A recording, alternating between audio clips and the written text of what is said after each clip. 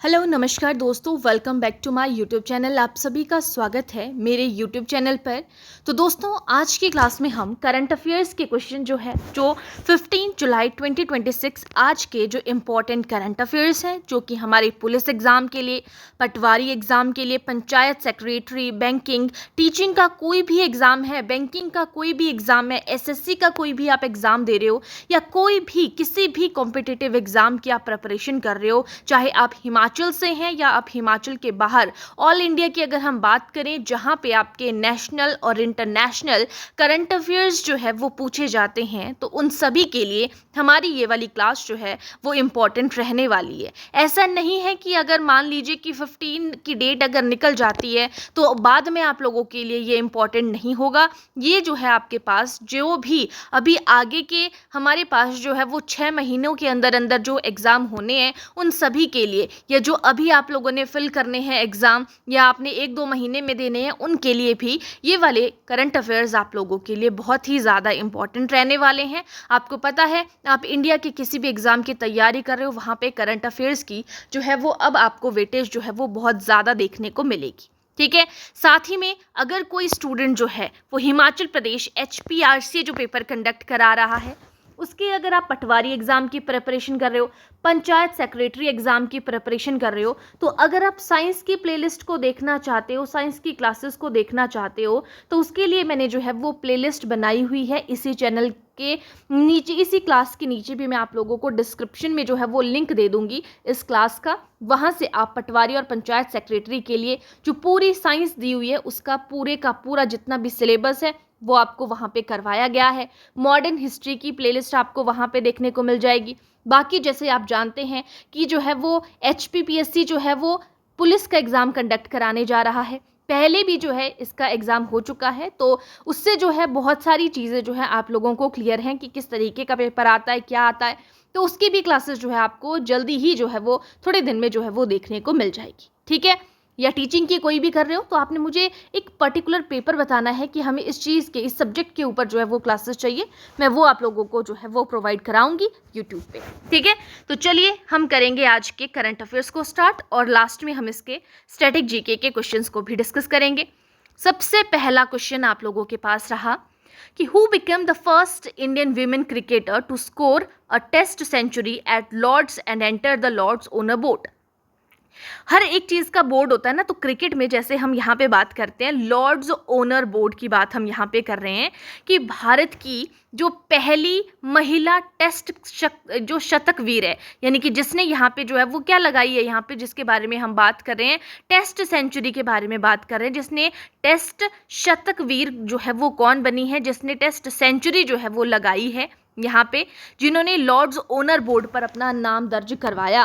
ठीक है। तो यहाँ पे भारत की पहली टेस्ट शतकवीर है, यानी कि टेस्ट सेंचुरी स्कोरर है, जिन्होंने लॉर्ड ओनर्स बोर्ड पर अपना नाम दर्ज करवाया। हरमनप्रीत कौर, स्मृति मंधावा, यास्तिका भाटिया या शेफाली वर्मा। तो यहाँ पे Yastika Bhatia, option number C के साथ में हम जाएंगे। Option number C correct answer होगा। ठीक है। लॉर्ड्स ओनर में बोर्ड में जो है इन्होंने अपना नाम जो है वो दर्ज करवाया है, और यह भारत की पहली महिला टेस्ट शतकवीर हैं, यानी कि जिन्होंने स्कोर किया है टेस्ट सेंचुरी में। ठीक है। आगे चलेंगे नेक्स्ट क्वेश्चन पे। Question number second. Question number second बोलता है कि इंडिजीनियस कौन सा यहाँ पे जो है स्टील्थ फ्रिगेट है under 17A was commissioned into the Indian navy eastern fleet. कि प्रोजेक्ट 17A, प्रोजेक्ट का नेम है प्रोजेक्ट 17A, इसके तहत किस स्वदेशी स्टील्थ फ्रिगेट को भारतीय नौसेना के पूर्वी बेड़े में शामिल किया गया।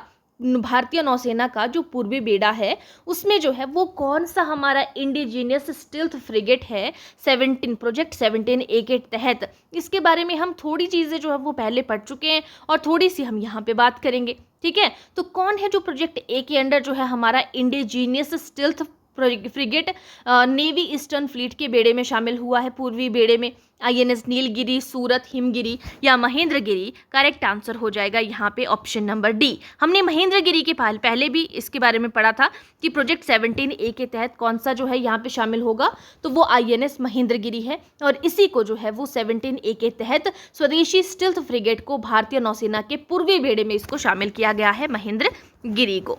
अब आ जाते हैं थर्ड क्वेश्चन के साथ। थर्ड क्वेश्चन में बोला गया है कि आर बैरामिथु, नाम आपने याद रखना, इनको जो है वो पुरस्कार मिला है, ठीक है, तो 2026 में मिला है, लेकिन कब का? 2025 का मिला है। तो आर बैरामुथु को वर्ष 2025 के लिए कौन सा प्रतिष्ठित साहित्यिक पुरस्कार मिला? अब कई बार क्या होता है ना, स्टूडेंट इस 2025 को देखेंगे और वो बोलेंगे कि ये पिछले साल का करंट अफेयर है, अगर पेपर में आ जाता है, लेकिन मिला तो ये 2026 में है बेशक 2025 का, ठीक है।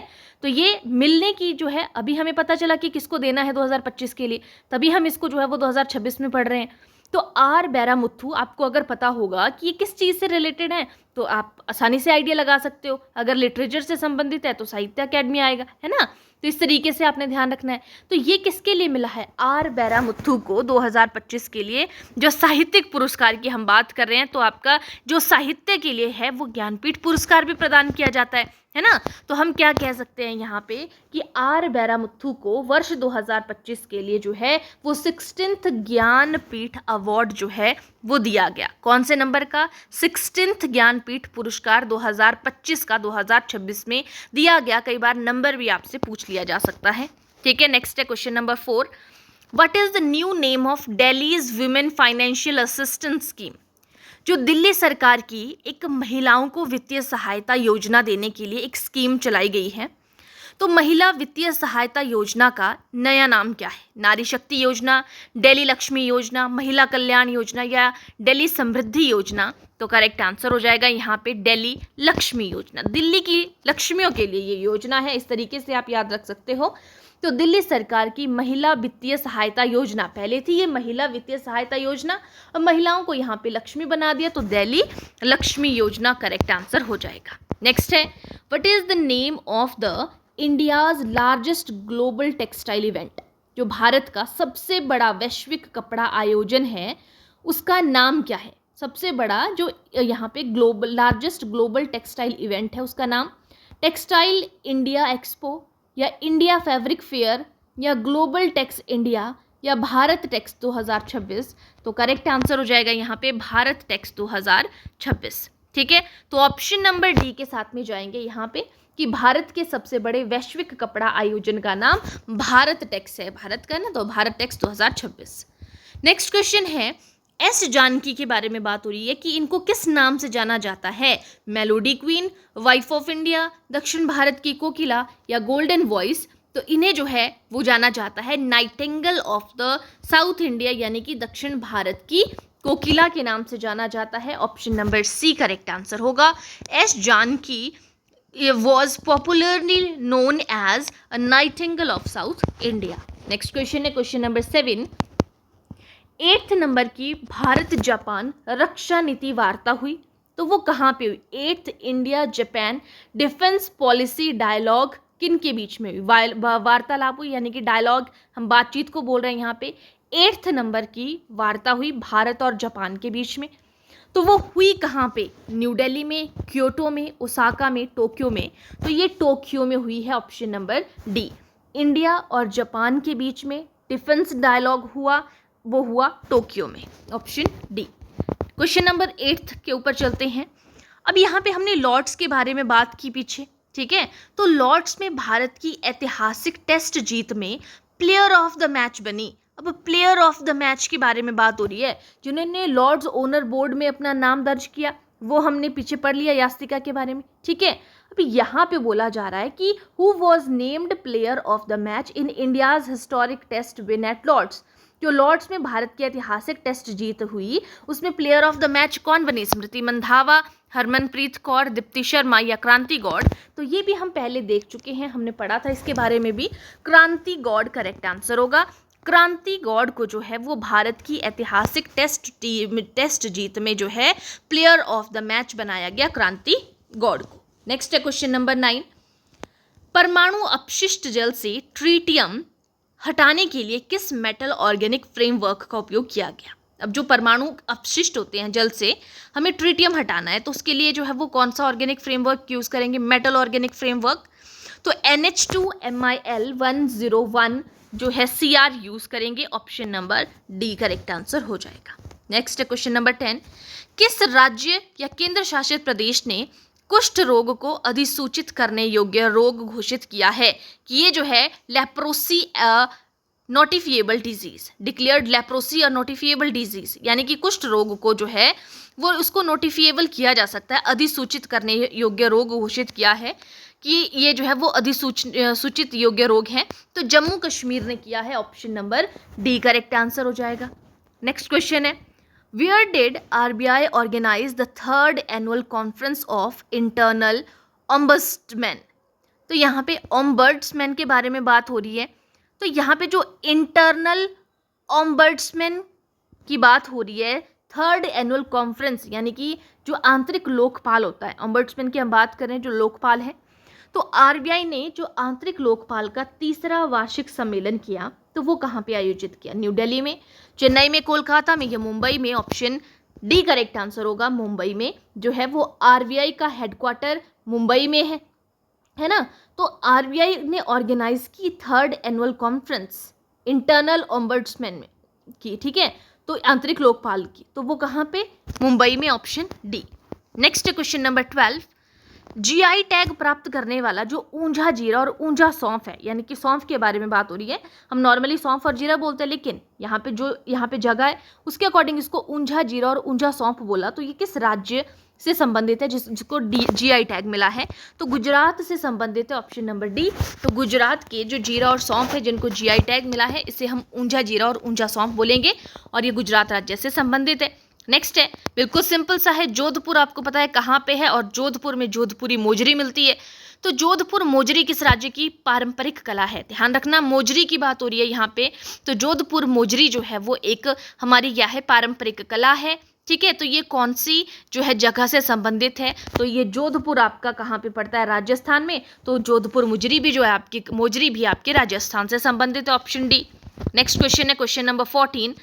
विच insect is the primary vector of the Chandipura virus? जिसको हम CHPV भी बोलते हैं। CHPV मतलब चांदीपुरा, यहाँ पे CH और P हमारा जो है चांदीपुरा, V हमारा वायरस के लिए।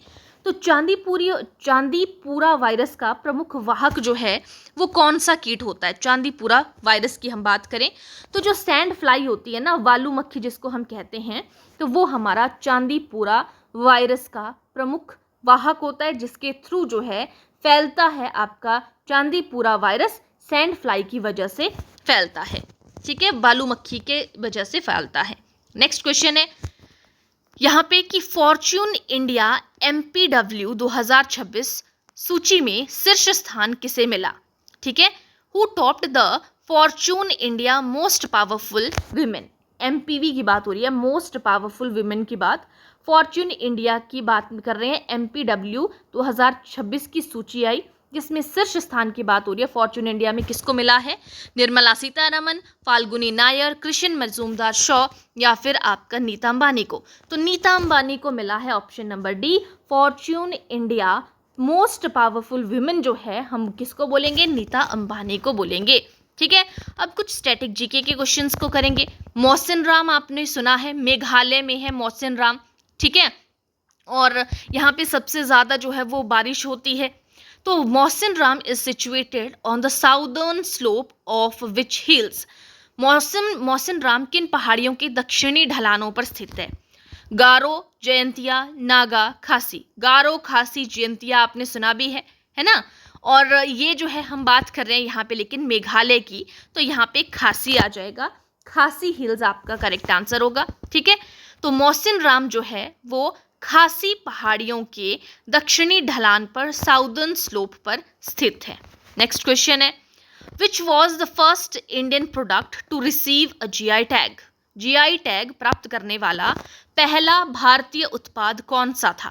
बासमती राइस जिसने पहला भारतीय उत्पाद है जिसने GI टैग प्राप्त किया, कांचीपुरम सिल्क, या अल्फांसो आम, या दार्जिलिंग चाय? तो करेक्ट आंसर होगा जो दार्जिलिंग की चाय है उसको सबसे पहला GI टैग मिला है भारतीय चीजों में, ठीक है, ऐसा नहीं है कि जीआई टैग सिर्फ भारत की चीज़ों को मिलता है, बाहर की चीज़ों को भी मिलता है। तो जीआई टैग जो है वो दार्जिलिंग की चाय को मिला था, लेकिन भारतीय उत्पाद जो था वो पहला था जिसको जीआई टैग मिला था। Next question number 18। अब यहाँ पे जो है वो बोला गया है हेडक्वार्टर। HAL की फुल फॉर्म आपसे कई बार पूछ ली जा सकती है, हिंदुस्तान एरोनॉटिक्स लिमिटेड, यहाँ पे हॉल की फुल फॉर्म है। तो ये एरोनॉटिक्स हिंदुस्तान एरोनॉटिक लिमिटेड का जो हेडक्वार्टर है वो कहाँ पे है? तो ये है बेंगलुरु में, ना कि हैदराबाद, चेन्नई या नई दिल्ली में। बेंगलुरु में है आपका HAL हॉल का हिंदुस्तान एरोनॉटिक लिमिटेड का headquarter, new Bengaluru sorry. Next है आज की क्लास का सेकेंड लास्ट क्वेश्चन। अब आपने कई बार पढ़ा होगा कि आरबीआई ने जो है वो बैंकों का नेशनलाइजेशन हुआ था, आरबीआई बैंकों का राष्ट्रीयकरण हुआ था। तो आरबीआई रिजर्व बैंक का जो अलग अलग 14 बैंकों का राष्ट्रीयकरण हुआ, आरबीआई का राष्ट्रीयकरण हुआ, इस तरीके से क्वेश्चन आता है। तो आरबीआई की जो नेशनलाइजेशन हुई वो कौन सी ईयर में हुई? 1935 में, 47 में, 1949 में या 1951 में? दो क्वेश्चन यहाँ से इंपॉर्टेंट बनते हैं। तो यहाँ पे आरबीआई का जो नेशनलाइजेशन हुई है वो हुई है 1949 में, और वहीं पर 14 बैंकों के राष्ट्रीयकरण की बात आती है तो 1969 में आज जो है वो 14 बैंकों का राष्ट्रीयकरण हुआ था। लेकिन आरबीआई की जो नेशनलाइजेशन है वो 1949 को हुई है। और आज का जो लास्ट क्वेश्चन है, रुक्मणी देवी अरुंडेल का नाम आपने सुना होगा कि ये किस भारतीय नृत्य से संबंधित है? कथक से, कुचिपुड़ी से, ओडिसी से, भरतनाट्यम से? तो ये भरतनाट्यम से संबंधित है। Rukmini Devi Arundale, Bharatanatyam, option number D correct answer हो जाएगा। तो ये थे हमारे आज की क्लास के 20 क्वेश्चंस हमने किए। इसमें 15 हमने करंट अफेयर्स किए, साथ में हमने 20 जो है वो स्टैटिक जी 5 हमने स्टैटिक जीके के इंपॉर्टेंट क्वेश्चंस डिस्कस किए। ज़्यादा लंबी मैं इन क्लासेस को नहीं रखूँगी। जो भी मुझे एक्स्ट्रा इन्फॉर्मेशन आपको देनी है उसके लिए एक सेपरेट वीडियोस आप लोगों को जो है वो मिला करेगी, है ना? तो ताकि आप लोगों को ज़्यादा लंबा ना पड़े, आपको 10-15 मिनट की क्लास में आपको इंपॉर्टेंट करंट अफेयर्स भी हो जाए और साथ में उससे जुड़े जो है वो स्टैटिक पोर्शन भी जो है वो आपका कवर होता चले, ठीक है? लेकिन फिर भी अगर आप चाहते हो कि इसके अलावा भी मैं स्टैटिक के क्वेश्चन आप लोगों को और प्रोवाइड कराऊँ, आप कमेंट सेक्शन पर मुझे बताइएगा। जो भी स्टूडेंट क्लास को वॉच कर रहे होते हैं प्लीज़ मुझे अपने अपने रिस्पॉन्स दीजिएगा, उसी अकॉर्डिंग मैं इस क्लास को आगे कंटिन्यू रखूँगी। अगर आपको नहीं लगता है कि आपको करंट अफेयर्स की ज़रूरत है, नहीं देखने हैं, बहुत सी चीज़ें आपको मिल रही हैं यूट्यूब पे, तो आप मुझे वैसा भी बता सकते हैं, मैं इस सीरीज़ को बंद भी कर सकती हूँ, ठीक है? तो ये आप लोगों ने बताना है लेकिन, ठीक? तो आज के लिए इतना ही हम करेंगे। बाकी मैंने आपको बता दिया था स्टार्टिंग पे भी, इस क्लास के डिस्क्रिप्शन बॉक्स में मैं प्लेलिस्ट जो है साइंस का उसका लिंक आप लोगों को दे दूंगी। पटवारी के लिए अगर आप तैयारी कर रहे हो, पंचायत सेक्रेटरी की अगर तैयारी कर रहे हो, तो उसके लिए जो सिलेबस दिया हुआ है, जो पूरा डिटेल में सिलेबस दिया हुआ है, वो सारा वहाँ पे टॉपिक वाइज, MCQ वाइज आपको वहाँ पे देखने को मिलेगा प्लेलिस्ट में। और उसके अलावा और भी अगर आप किसी एग्ज़ाम की तैयारी कर रहे हो, उनके लिए भी वो साइंस की क्लासेस उतनी ही इंपॉर्टेंट है। लेकिन अगर पर्टिकुलर मैं बात करूँ तो पर्टिकुलर आप उस एग्ज़ाम के लिए देख सकते हो। आज के लिए इतना ही करेंगे, मिलते हैं नेक्स्ट क्लास में नेक्स्ट डे। Thank you.